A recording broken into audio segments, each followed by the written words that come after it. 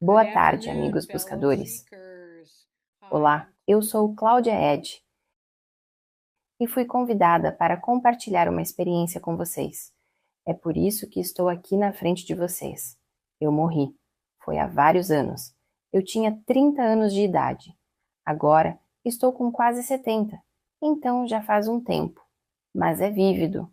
Nunca sai de você. Depois de visitar o outro lado, não há nada igual. E eu gostaria de contar a vocês sobre isso. E algumas coisas que aconteceram desde então que podem ser interessantes. Sabe, há muitos de nós por aí falando sobre experiências de quase morte, e sei que há muitos de vocês buscando respostas por aí. Mais uma vez, eu tinha 30 anos e estava grávida. Estava prestes a dar à luz a qualquer momento. Estava me aproximando da data prevista para o parto e tive uma gravidez absolutamente normal. Eu era uma jovem mãe saudável e nada deveria ter dado errado, mas eu me encontrava pensando o dia todo que deveria ir fazer um exame. Eu deveria ir ao hospital e ser examinada. E isso é uma coisa que eu queria compartilhar com vocês. No que diz respeito ao instinto e aquela sensação que você tem, e você sabe, você pensa, devo fazer isso? Não devo fazer isso? Devo ir até ali? Devo virar à direita? Devo virar à esquerda? E ninguém é mais inteligente do que sua própria intuição. Ela é a melhor resposta. E para mim, foi o que fiz. Segui esse instinto, fui ao hospital e disse: Olha, não estou sentindo dor. Não sei, não estou necessariamente ansiosa, mas algo não está certo e gostaria de ser examinada. Sabe, quando você diz que não estou tendo atrações? Não. Você sabe, meu buscando atenção, eu não ligo. Eles. Eles finalmente disseram: aqui está uma bata. Vamos examiná-la. Então, entrei na sala de exames e vesti a bata. E eu estava lá há menos de 5 minutos quando notei gotas de sangue no chão. E então foi mais do que isso, de fato, você sabe. Alerta de choque aqui. Mas se você já assistiu ao filme O Iluminado, e quando a porta do elevador se abre e o sangue jorra, era como se baldes estivessem caindo. Era o que tinha acontecido.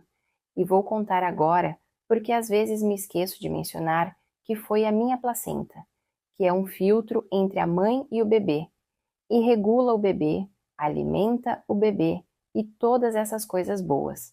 Ela é necessária em uma gravidez. A minha estava se enchendo de sangue e teria ficado maior, mais apertada e mais firme, cheia de sangue. E por qualquer motivo, ele não estava saindo. Assim, a cada bombeamento de sangue, ela ficava cada vez mais bloqueada até explodir. E graças a Deus, segui meu instinto de estar no hospital quando isso aconteceu. Em poucos minutos, um estagiário me encontrou e disse que essa senhora ainda tinha 2 minutos de vida.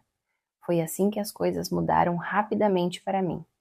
Minha vida, minha família, tudo. Basicamente, eles me colocaram em uma maca e não conseguiam ver os batimentos cardíacos do meu bebê. É muito angustiante para uma jovem mãe ouvir essas coisas. Minha preocupação era, por favor, salvar meu bebê.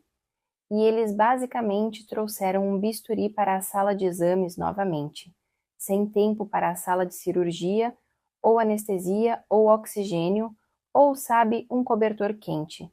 Até mesmo uma aspirina estava fora de questão. Eles seguraram meus braços e pernas e começaram a extrair meu bebê, sangrento, horrível, terrível. A ausência de dor que eu sentia antes havia desaparecido. Agora sim, era tão ruim, era muito doloroso. E entre essa sala horrível de sangue e sangue, eles tiveram que mover meus órgãos para fora do caminho para chegar ao bebê. Em um determinado momento, enquanto eu estava sendo segurada, a única coisa que parte de mim conseguia mover era a cabeça se contorcendo para frente e para trás. Essa era a única coisa que eu conseguia fazer. Enquanto eu estava indo para frente e para trás, olhei e percebi que uma enfermeira estava enrolando uma corda cinza em seu braço, e a dor era muito forte. Perceber que eram meus intestinos foi muito terrível. Cheguei a um ponto em que eles tiraram aquele pequeno corpo sem vida de cima de mim, e tudo se resumiu a: estou fora daqui. E o que eu queria expressar era que o processo de morrer não é divertido, sem dúvida. Mas para aqueles que têm medo da morte real, do movimento entre esta vida terrena e o desconhecido, gostaria de dizer que não é nada demais. Foi realmente familiar, como se eu já tivesse feito isso antes, como se fosse memória muscular para flutuar. Eu estava atravessando paredes no hospital. Eu estava realmente me divertindo no início, depois de ter, apenas verificado o corpo, verificado o quarto e ido, e meu corpo me deixou sair aqui. Quero dizer, eu ainda era eu ainda era a Cláudia. Tudo aqui em cima, minhas memórias, pensamentos e personalidade, estava intacto. A única coisa que eu havia deixado para trás era essa casca externa, meu macacão, minha roupa de trabalho na terra. Era como se eu não precisasse mais dela. Então eu me livrei dela e fiquei livre. Então explorei o hospital. Vou lhe contar todas as travessuras, mas acabei no quarto de um senhor e meio que fiz uma coisa na frente dele e ele não sabia que eu estava lá. Foi então que percebi que estava morta. Antes era tão natural que, sinceramente, nunca havia passado pela minha cabeça a ideia de que, oh meu Deus, eu estava morta. Então, assim que pensei que estava nesse lugar, em outra dimensão que era instantâneo e que eu estava nessa vastidão, foi muito difícil de escrever. As palavras da Terra são realmente limitadas, e esse é um dos problemas que tive ao falar sobre minha EQM, porque eu estava nesse lugar incrível que era tudo e nada ao mesmo tempo. Era incompleto, e a escuridão total era negra. Se eu tivesse uma mão, não conseguiria vê-la na frente do meu rosto, mas não era assustador, não era antinatural, não era negativo. Foi absolutamente perfeito.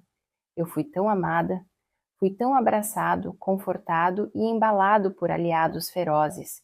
Ele sabia tudo sobre mim e simplesmente me envolveu como uma criança amada. E eu estava completamente satisfeita por estar naquele lugar. Não demorou muito para que eu começasse a ouvir o chamado de volta à Terra. Isso era do outro lado.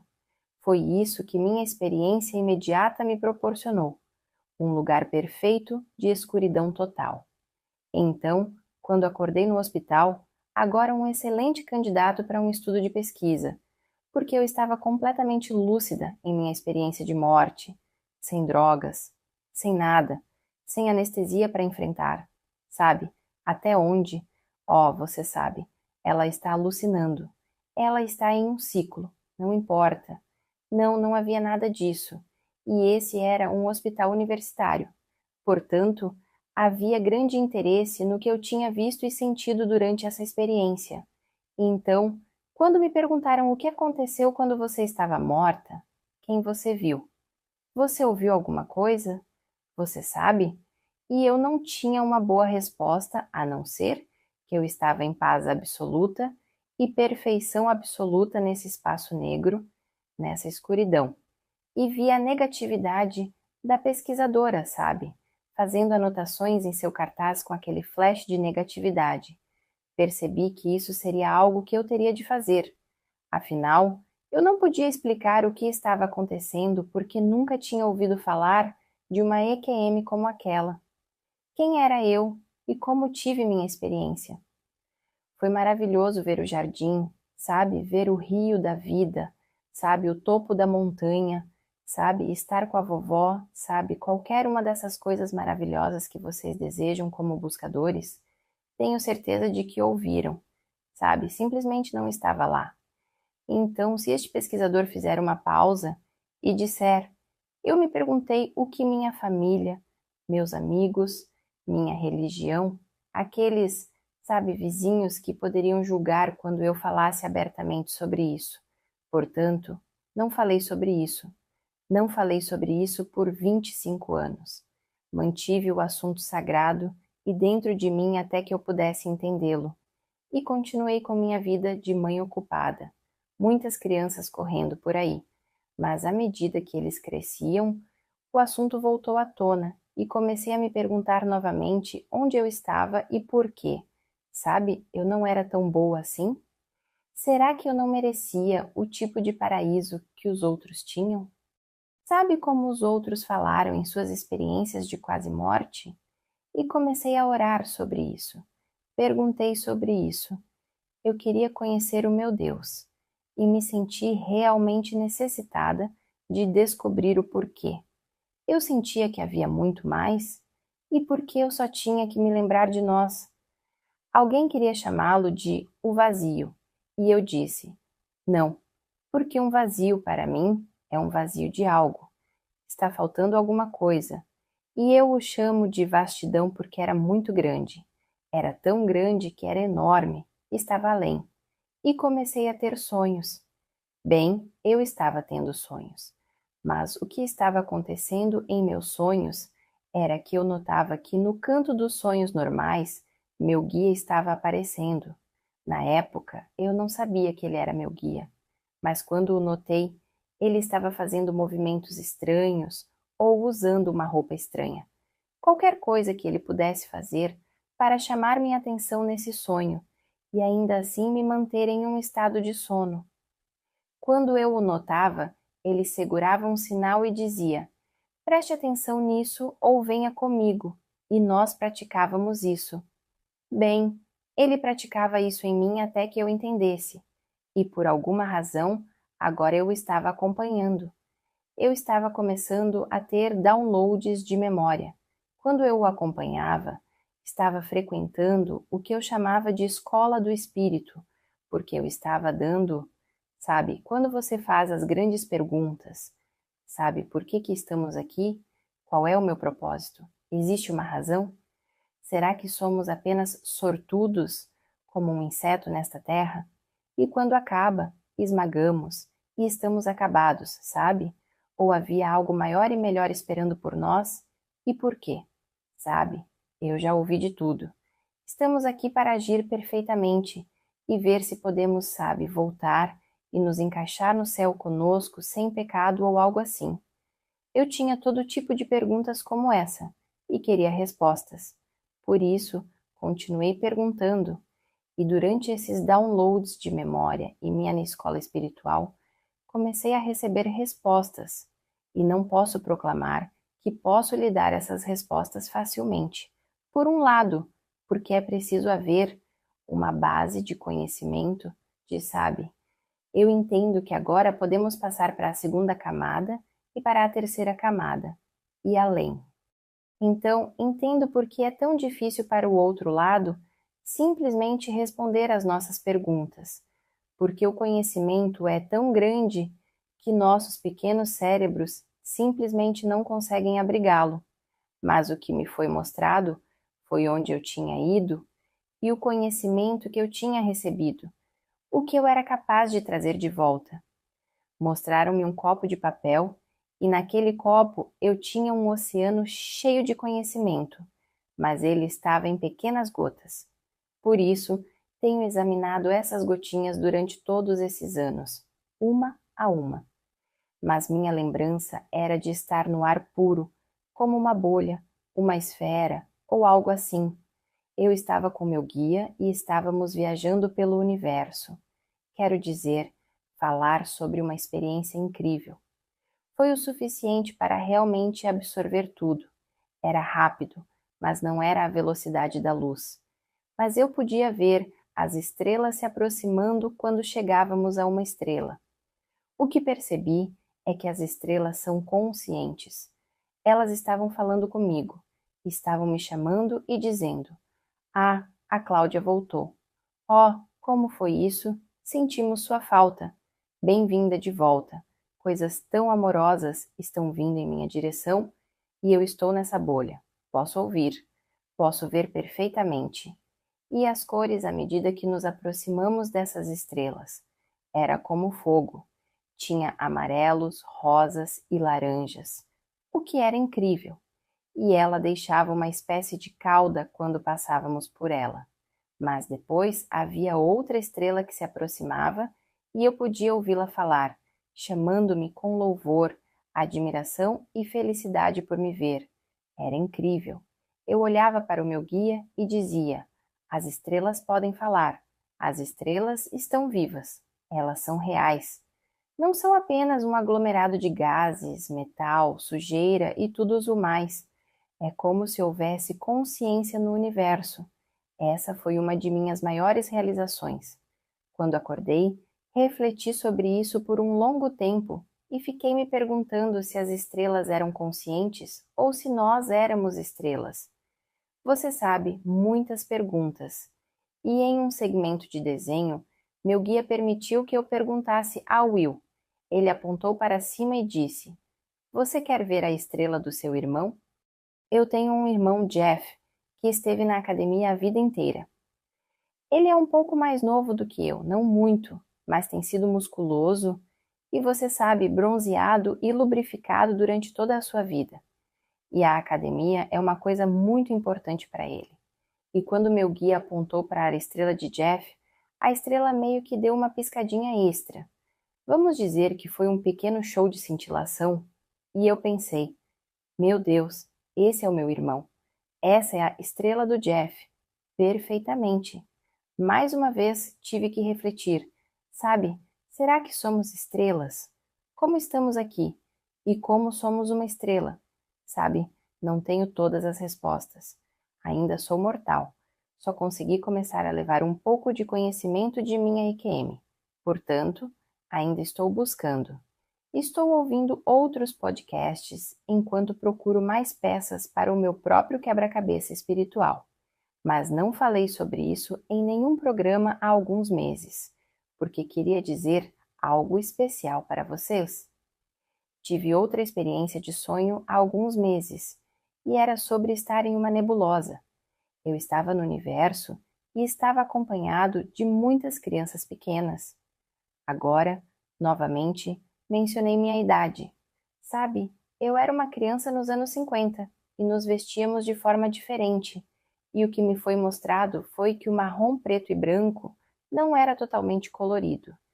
Isso me mostrou a idade dessas crianças, que era por volta da terceira série, talvez quarta série, mas bem jovens, mas não bebês. E eles as chamavam de primárias.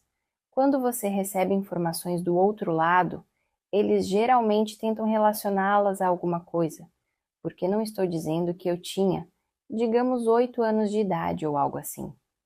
O que está sendo equiparado é minha progressão até aquele ponto, minha progressão espiritual até aquele ponto. Minha educação foi mais ou menos nesse nível. Eu poderia estar eras antes disso, mas em minhas realizações educacionais, espirituais e outras coisas mais, era ali que eu estava. Então, aqui estou eu em uma nebulosa, onde estrelas estão sendo formadas com essas crianças. E estamos alinhados e esperando algo. Estávamos recebendo um presente. Nosso presente era nossa própria estrela. E estávamos aguardando o nascimento de cada estrela. E o que me foi mostrado novamente, sabe? Exemplos de metáforas, certo? Não é exatamente como acontece no outro lado, mas as coisas são mostradas para que eu possa acordar e escrevê-las. Posso repeti-las para você. Então, isso que eu vi foi uma coisa de dois tipos. Enorme. É claro que, com essa massa rolante de gases, sujeira, energia e tudo mais que comprime e faz com que um planeta se torne uma estrela, ela estava rolando nesse tubo e subindo pouco a pouco à medida que se comprimia e se formava. Quando chegou ao topo, a criança que estava esperando por sua estrela teve a oportunidade de torná-la sua e decorá-la novamente. Um exemplo, mas eu me lembro de uma garotinha na minha frente. Ela queria que ela fosse rosa, ela queria ter uma estrela rosa, E havia outro garotinho que realmente queria fazer algo diferente. Estava nos Lincoln Logs. Você sabe, aquelas pequenas toras de madeira que se encaixam. E ele estava construindo uma espécie de torrezinha, coisas do lado de fora dela. Então ela tinha essas coisas engraçadas por toda parte. Essa era sua estrela. Fui embora antes de ter a oportunidade de decorar a minha. Fico imaginando o que eu teria inventado ou o que eu inventei para a minha estrela. Mas ela realmente respondeu à pergunta. Você sabe, somos sementes estelares, somos das estrelas. Temos um lugar permanente para onde ir. Ainda há mais informações a caminho, mas achei que hoje eu poderia lhes dar algo um pouco diferente da minha EQM. Então, estou tentando pensar se há algo mais que eu queira contar. Há muito mais que eu gostaria de lhes contar, mas nosso tempo aqui hoje é limitado. Mas eu queria dizer que quando olharem para as estrelas hoje à noite, entendam que elas não são apenas um fundo bonito, sabe, para o romance. Elas são inteligentes e nos conhecem. E elas são nós.